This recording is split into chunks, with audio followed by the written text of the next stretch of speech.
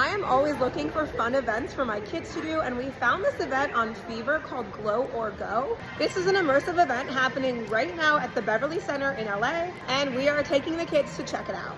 You can find Glow or Go on the 6th floor of the Beverly Center, located next to the entrance of Macy's. We booked our tickets online in advance, and we picked a time slot for 2:30. When we got to the event to check in, we were sent to player registration, where we had to pick a team name and fill out waivers for all 5 members of our family. My daughter Bailey picked our team name, and she wanted to be Team Rainbow Bright. Once we were all registered, every member of our family was given a team wristband. And these wristbands were really important during the experience. We were also given a locker to put all our stuff in, and then we were put into our first room where the rules of the experience were explained. We were told that all color had been taken from the world, and it was our job to return color to the universe. And to return the color, we had to play a series of color-coded games. We were also told each game room would last 12 minutes, and the total experience would take a little more than an hour. In each room, there were large screens giving instructions for the games, and we used our wristbands to turn the games on. And in each game room, you had the chance to win extra lives for the final game. For our first game, we went into a room called Pink Panic. For the first game, we had to hit buttons located on different columns, and we needed to work together as a team. And there were certain buttons that you wanted to hit and certain buttons that you wanted to avoid.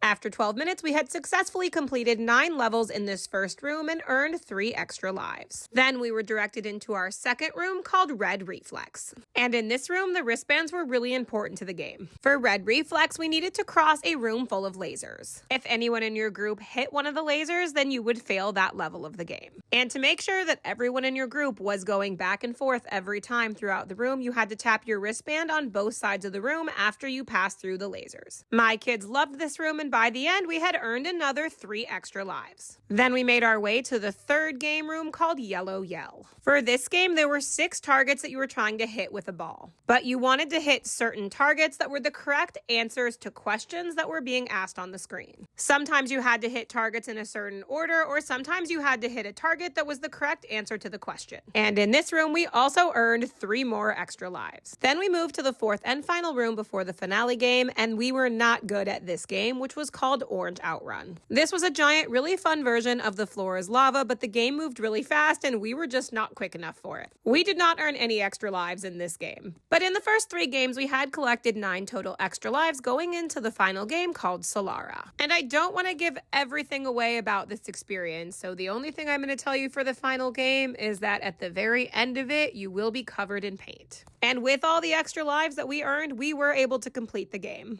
And I'll tell you that we had an absolute blast at Glow or Go, but it's probably better if your kid's at least 6 or 7.